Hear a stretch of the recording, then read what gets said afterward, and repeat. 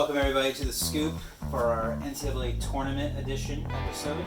I am Eric, and this is Dave. I'm Dave. He's got his lacrosse. He's got his Hartford. More Hawks. for Hartford. Hartford the 16 Hawks. seed. That's We'll get into that. Yeah. So we'll get into the tournament in a minute, Dave. But before we For do 1 that, minute. For 1 minute, just for 1 minute.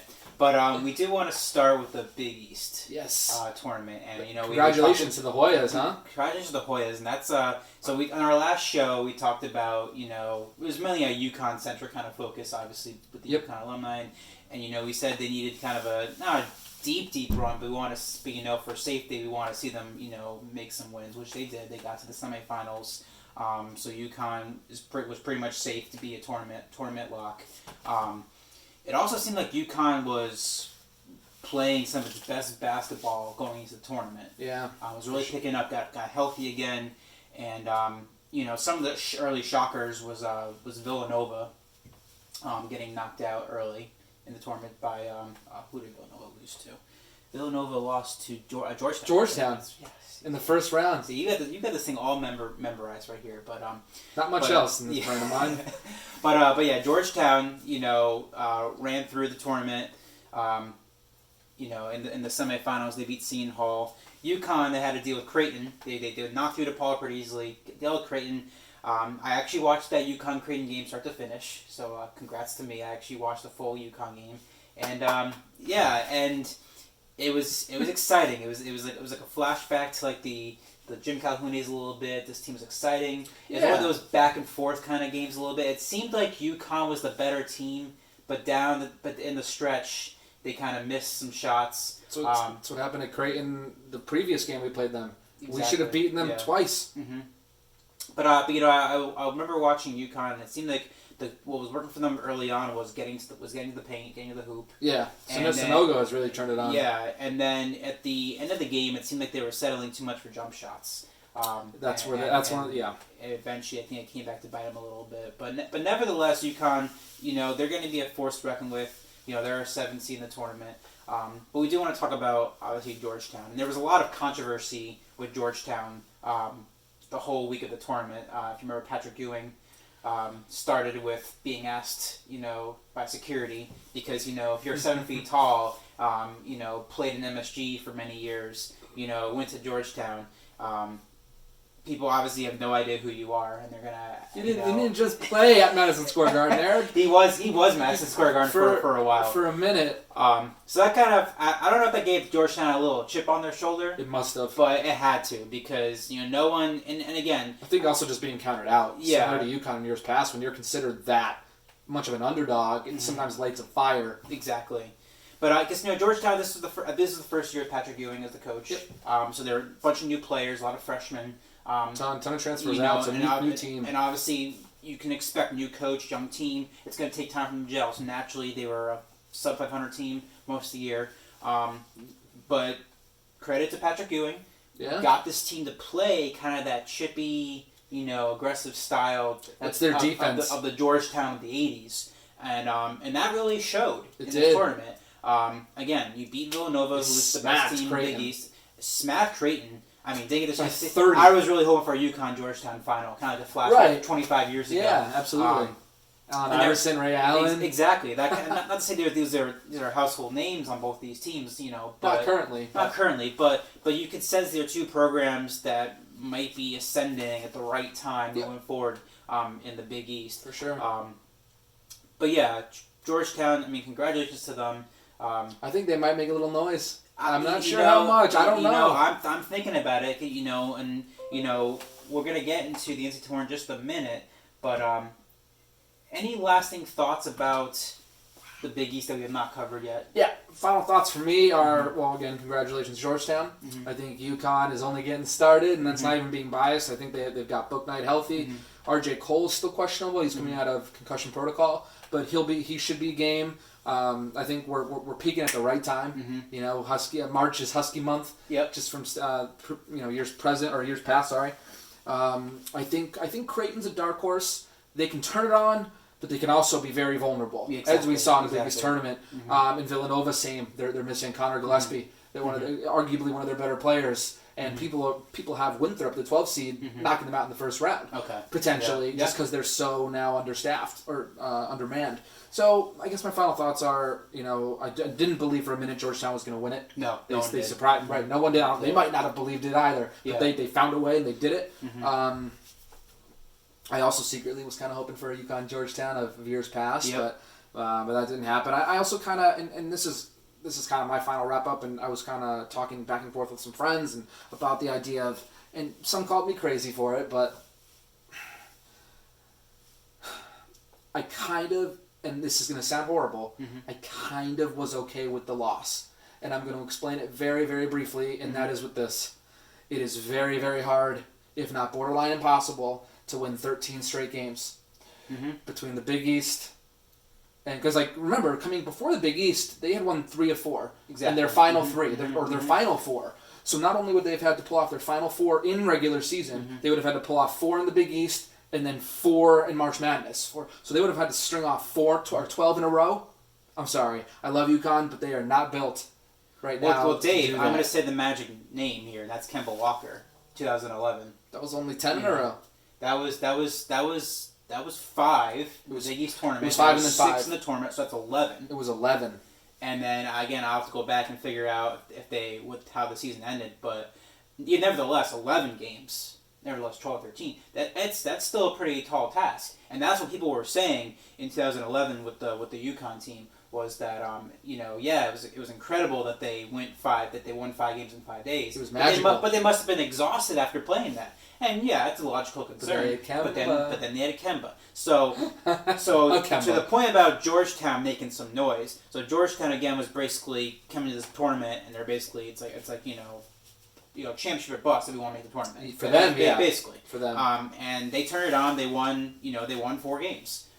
They did. So, you can definitely make that connection a little bit because UConn in 2011 was not a powerhouse team. By any stretch of imagination. No. Clearly they would get hot at the right time. And so that's what I love about these conference tournaments is that sometimes it's a team that you don't really think about. You had a very subpar year, 500 year, or maybe it was in the top 3 or 4, but never thought we're actually going to do anything. Yep. And they just find that heat at the right time, and that can definitely carry into the tournament. Sure. And so my thought was, along with Georgetown's line to win the whole thing, my thought was if UConn could have somehow, gone by Creighton and with match up Georgetown, they won the championship. Could we have seen a little bit of repeat of the 2011 magic? My mind says no. My heart tells me, well, you never know. I mean, both with book night, anything's possible. Anything is possible. But nevertheless, congratulations at Georgetown. They're in the tournament. Yep. I think maybe they can make some noise. I think they're in a very easy bracket. I should say they are. They're in a favorable bracket. Yeah, I have them going to the Sweet 16. Yeah. So let's see where they are. So they're starting with Colorado in the 5 seed, which is an interesting game. Yeah, because Colorado can play. Exactly. But they're in the bracket with Michigan. So to kind of do a quick recap of the tournament, I'm sure everyone, our viewers know how the bracket's laid out. But if not, Gonzaga obviously number 1. Kind of is undefeated, trying to go for the first undefeated season since I believe Indiana, right? In Indiana 76. I think I think so. Yeah, the first complete undefeated season. Yes.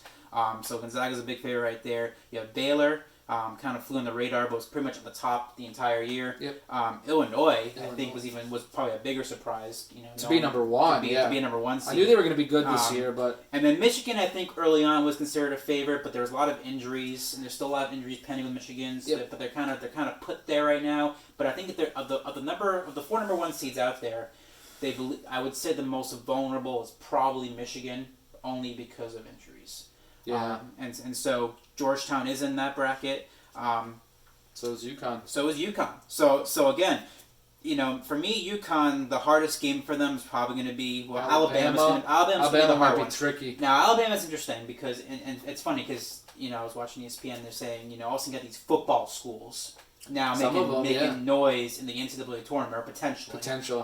But they're basically high seeds. You got LSU, you got Alabama, Ohio State, Oklahoma State, West Virginia. All these, and then Baylor football's always been kind of pretty good too. So all of a sudden you have all these powerhouses. Texas. You're missing your blue bloods. You're missing Kentucky. You look at this and you think that the NCAA football tournament expands to 64 teams, basically, is what you would think. Yeah. Missing some of those names, but nevertheless. you have a very interesting kind of setup now for UConn. And we will stick with UConn because they are the 7th seed. They play Maryland. Maryland, on Saturday night, 7 It p.m. seems like a favorable game for them to win, but again, you never know. But then after that game, they're probably going to face Alabama. And the thing about Alabama as a 2 seed, they're regarded as one of the best defensive teams in the country. Yep. And we'll say this, and I think it goes for any sport almost, especially basketball, especially college basketball. This time of the year, you want great defense, you want great guard play. Yep. You want to be able to just do basic fundamentals. And this Alabama team is a team that is being picked that if Michigan has any trouble, Alabama will be the one to actually go to the Final Four. In that division. Potentially, yeah. Alabama. But I will say, Alabama is not used to that kind of experience. They're not a veteran team, I guess, in terms of being in the tournament many years. They don't have the pedigree that some other programs have. So and we've seen this before, where we see teams that come out of nowhere, not used to being at an elevated level in their conferences. They kind of falter a little bit in their first good run of the tournament. Yep. So again, they earned the 2 seed, but there's going to be a lot of pressure, I think, for Alabama to kind of deliver on that. But like I said, you play good defense, you play good guard play, you always have a chance. I do expect Alabama to kind of reach the Elite Eight at least. Really? If things as you expect to align go happen, I do think they'll beat UConn. I do think they'll beat Texas. If Michigan is healthy, though, I don't think. Basically, if Michigan gets to the Elite Eight, they'll kind of establish at this point that they're healthy, that they're dominant, and I do think they'll get to the Final Four. But if Michigan does falter, Alabama, I think, is definitely right there.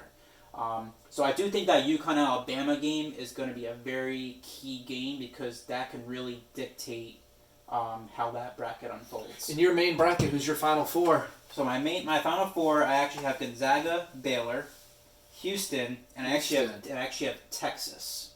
Really? Yeah. Coming out of the East? Yeah, out of the East, yeah, as an upset in the Elite Eight. So I do think interesting. I do expect Michigan. So that's not. I know I kind of contradict myself a little bit by saying this, that it's Michigan, Alabama. I'll take Michigan, but I do like Texas a little better in a matchup against Michigan. I think that they can squeak one by in that big moment. Interesting. But if it is Michigan, Alabama, I think Michigan. Because if UConn does beat Alabama, which in my bracket, believe it or not, I do have them pegged as an upset against Alabama. I know I'm throwing different things here, Dave, with Alabama, but I do expect a little boot night magic. With the UConn to beat Alabama with a little experience, but I do not think they'll get past Texas.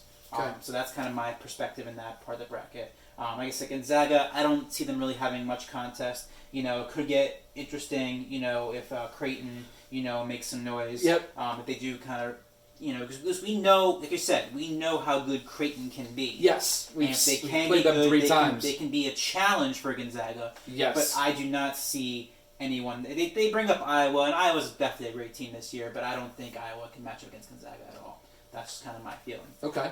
Go on the other side in the South bracket. It's really Baylor, Ohio State. You got Baylor, Hartford. I'm sorry. Hartford tomorrow night. I mean, you can real hard, Dave, all you want for Hartford, but I don't think we're gonna have the Virginia kind of massacre that we can expect with that. But it's good for Hartford though. Good to represent Hartford. It's their first time ever. First time ever. And as a 16 seed, you don't have much expectation. You go, you play your hardest, you do your best. Yep. See what happens. Maybe if you're lucky at the end of the game, I want a good game. There. I don't want to blow out. All you care is a good game. It's stacked against you in those situations, but you want a good game. And they tip off tomorrow night, 7 p.m. 7 p.m. So that's gonna be a great way to start the weekend out there. And again, and for Baylor, you got Villanova, Purdue. Is always kind of there. Arkansas is the team that that's been mentioned. They're another wild card to me. Yeah, and Ohio State. Yep. I think this bracket's gonna pretty much go to the higher seed pretty much the entire way. Okay. I do think Baylor, Ohio State will be in the Elite Eight. I think they will. I think Baylor will kind of squeak by in that one. And then finally, in the Midwest, and this is probably another upset, I guess. This is probably another upset. So Illinois is number 1 seed, but Houston is the number 2 seed. Right. Now people sleep on Houston a little bit because they're in the American, and with UConn, they noticed their program kind of suffered a little bit in the American Athletic Conference. Yep.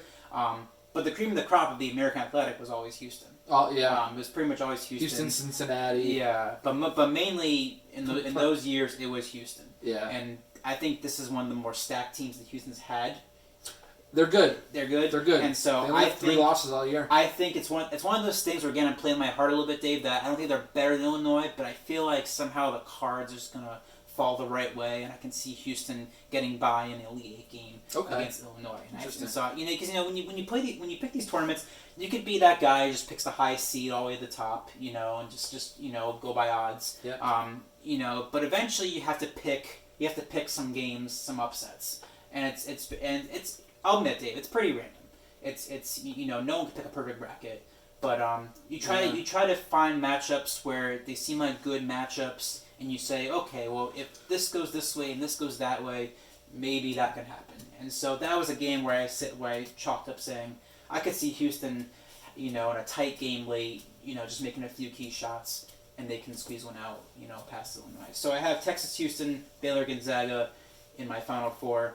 Like I said, Gonzaga to the final. I do pick Houston over Baylor again.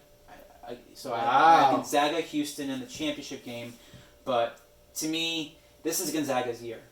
That's what everyone's saying, man. And we've been saying it for a few years now. And, you think, when's the time going to run out on Gonzaga? But you know what, Dave? I don't know. Just, especially when you have the Blue Bloods not there this year, I almost want to say that it's kind of aligned. If Gonzaga does not win the championship this year, I mean, they're out of excuses. I mean, this is kind of sounds like a Yankee perspective. Yeah, it's like this is the Yankees '98 basically. Yankees 2021 or 2020. Yeah, that's true. We've got the roster to do it, man. Yeah, but this is probably the most stacked team that they've had. Yes. They've proved it by going undefeated. Some of the wins have been very convincing. Now, granted, they don't play in a strong conference, but they played on non-conference against some competitors. They played Kansas. Iowa, they played Kansas. Iowa. They had no problem, and they had no problem getting by these teams. They really only had a few close games. Yeah. So I mean, it is Gonzaga's year to lose it. If the season is the evidence to support a team win the national championship, right? Gonzaga has the entire pedigree to do it this year. So I do fill multiple brackets, Dave. So in four of my 5 brackets, I do have Gonzaga winning the whole thing. I do reserve UConn winning one of them. I did. As a UConn alumni, I had to put one. And Dave, 2014, I did that. I had one bracket, of course, where UConn's a 7th seed back then. And 7th seed out of the East. No one really thought they were going to win. Eric, what happened last time UConn was 7th seed out of the East? What happened? They won it all.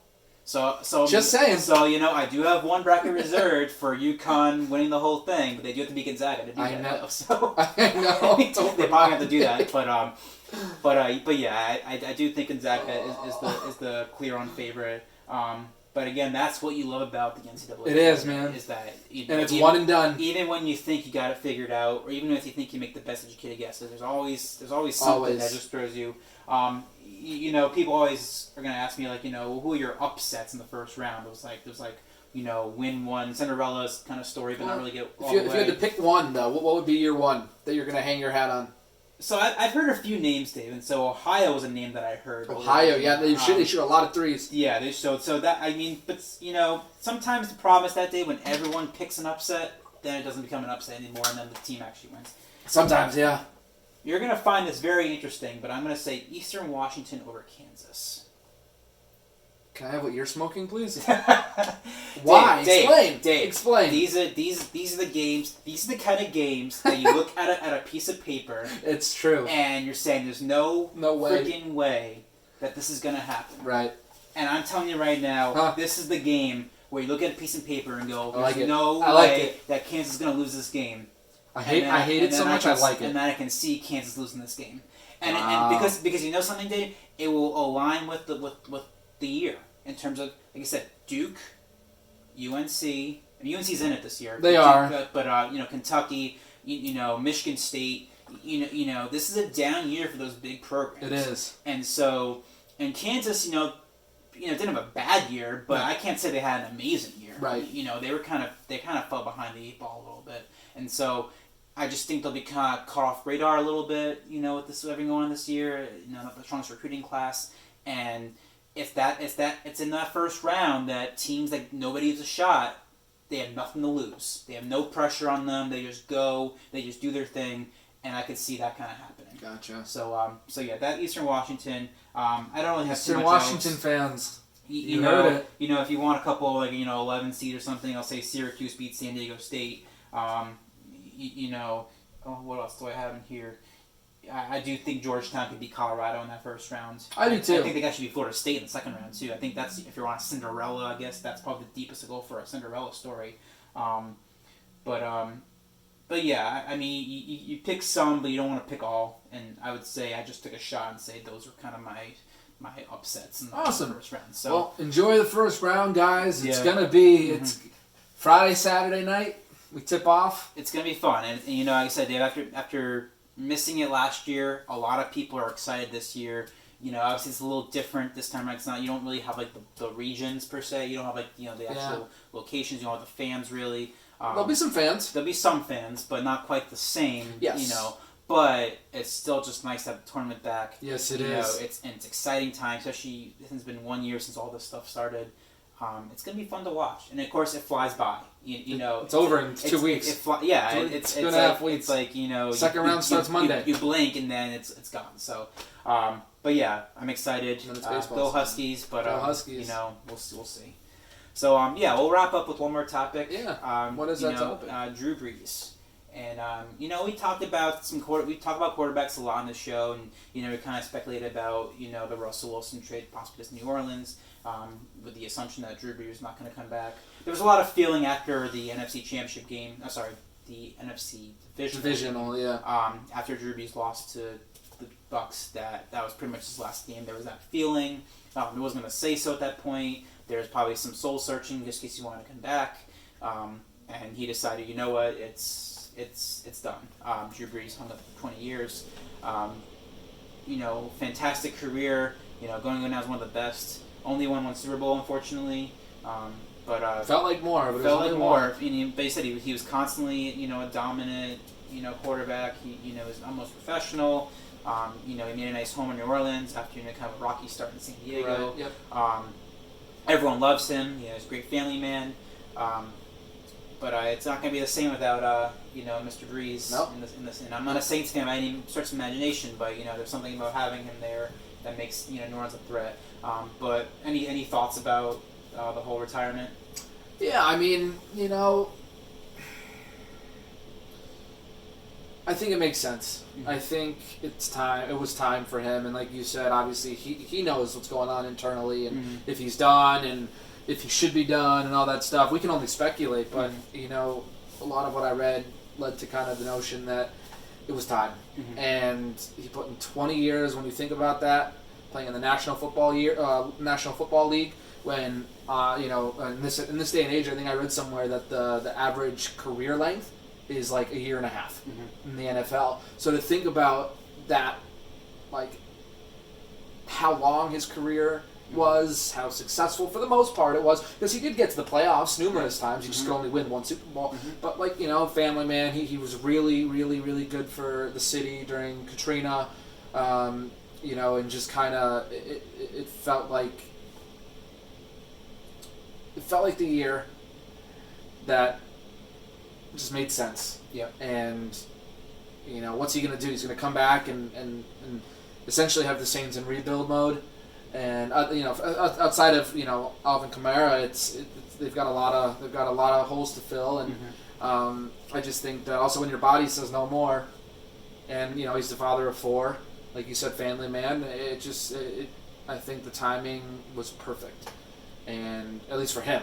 Not for me. I wish I could have seen him play more. As someone who's not on the taller side, it was cool to watch a quarterback, 6 feet with cleats on a good day with the wind blowing the right way, excel in the National Football League. And because obviously quarterbacks kind of are oftentimes seen as they're taller and lengthy. He was not a tall guy. He was like Russ, 6 feet on a good day. Yeah. On a good day, because you got to see over these monstrosities of linemen.